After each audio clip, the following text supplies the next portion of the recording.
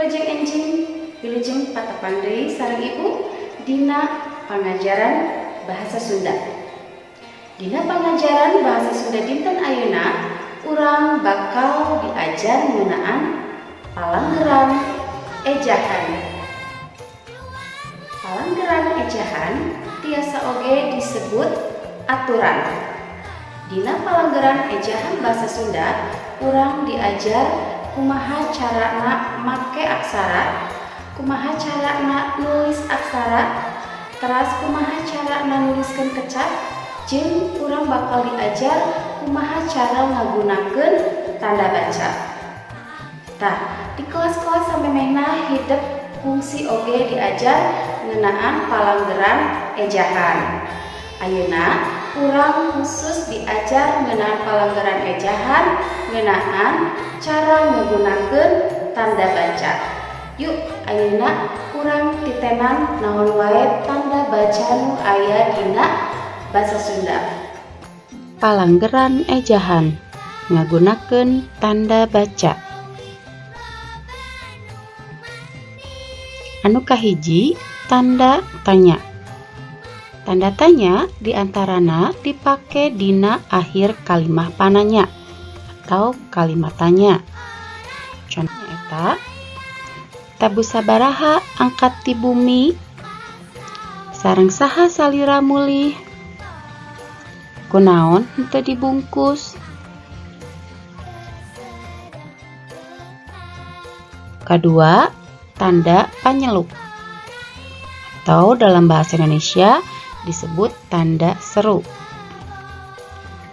Tanda panyeluk dipake pikeun nuduhkeun omongan panyeluk, parentah jeung anu miharep paniten khusus. Parintah teh kaasup pamenta, pangarep-ngarep, pangajak, panyarek jeung pangdoa. Contona nyaeta cing pangmukakeun panto, mugi Bapa kersa sumping dina waktosna. Ulah sok micen runtah kasolokan. Nah, eta contoh kalimat-kalimat anu make tanda panyeluk. Anu katilu nyaeta tanda kekenteng atau dalam bahasa Indonesia disebut tanda petik.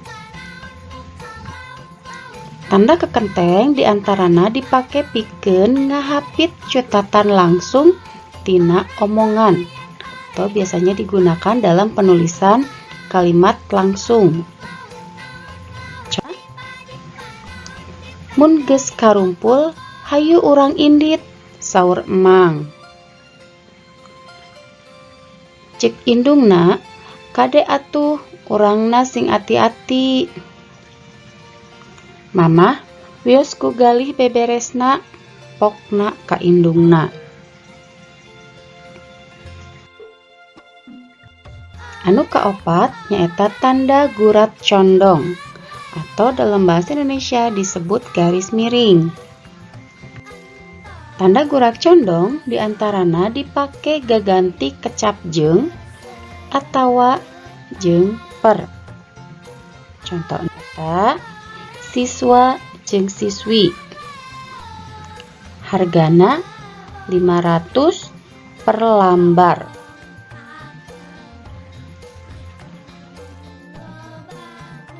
Anu kalima, tanda titik 2. Tanda titik 2 dipake dina tungtung kalimah anu merlukeun wincikan atawa pertelaan. Nah,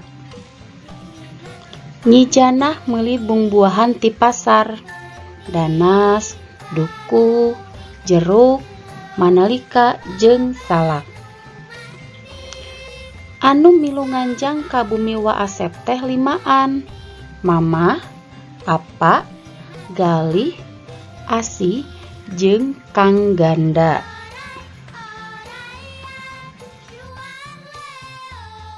Serta oge, tanda titik 2 teh dipake sanggeus kecap anu merlukeun wincikan. Nah, contohna pupuhu, Asep Rifki, Girang Serat Siva Kania, Panataharta Asri Wiyati.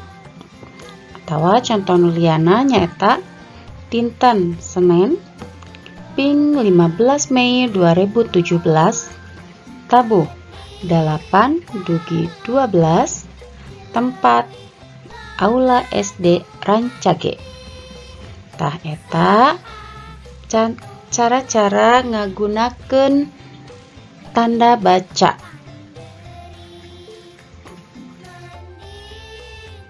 Nuhun, wilujeng patepang deui.